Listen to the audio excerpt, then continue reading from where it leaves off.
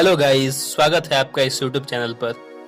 आज के इस वीडियो में मैं आपको बताऊंगा भारत के उन महान आविष्कारों के बारे में जिसका श्रेय उसके आविष्कारक को नहीं मिला, लेकिन इस खोज ने दुनिया बदल दी। भारत के बगैर न धर्म की कल्पना की जा सकती है और न विज्ञान की। बहुत से लोग यह मानते या कहते पाए गए हैं कि पश्चिम ने विश्व को विज्ञान दिया और पूरब ने धर्म।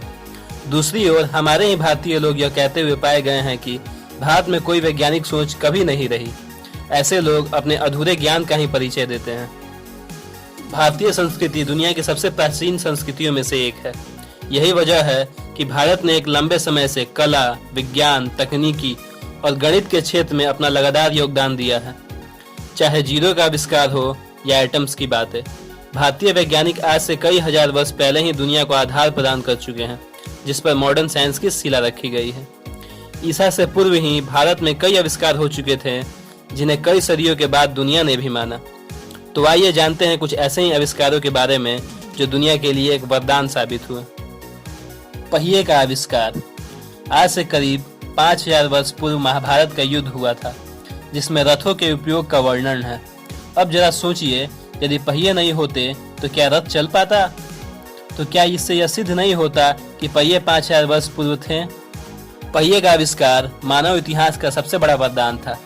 पहिए के आविष्कार के बाद ही साइकिल और फिर कार तक का सफर पूरा हुआ। हमारे पश्चिमी विद्वान पहिए का आविष्कार का श्रेय इराक को देते हैं, जहां रेतीले मैदान हैं, जबकि इराक के लोग 19वीं शताब्दी तक रेगिस्तान में ऊंटों की सवारी करते रहे।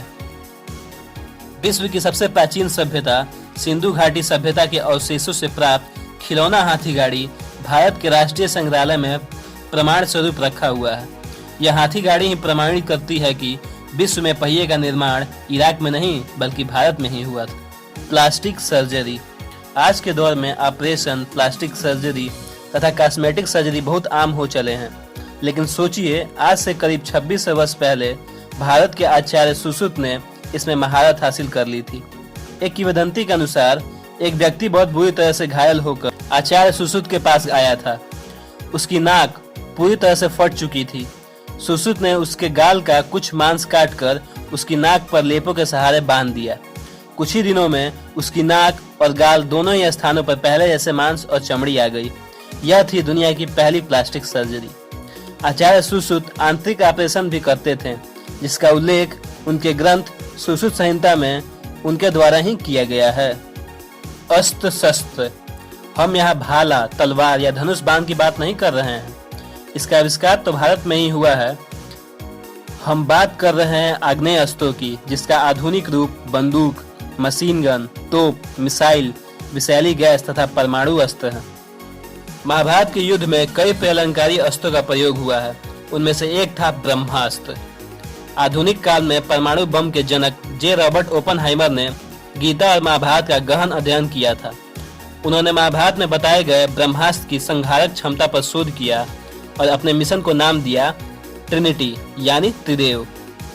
इनके नेतृत्व में 1939 से 1945 के बीच वैज्ञानिकों की एक टीम ने यह कार्य किया और 16 जुलाई 1945 को इसका पहला परमाणु परीक्षण किया गया, जिसकी भयावहता से हम सब परिचित हैं।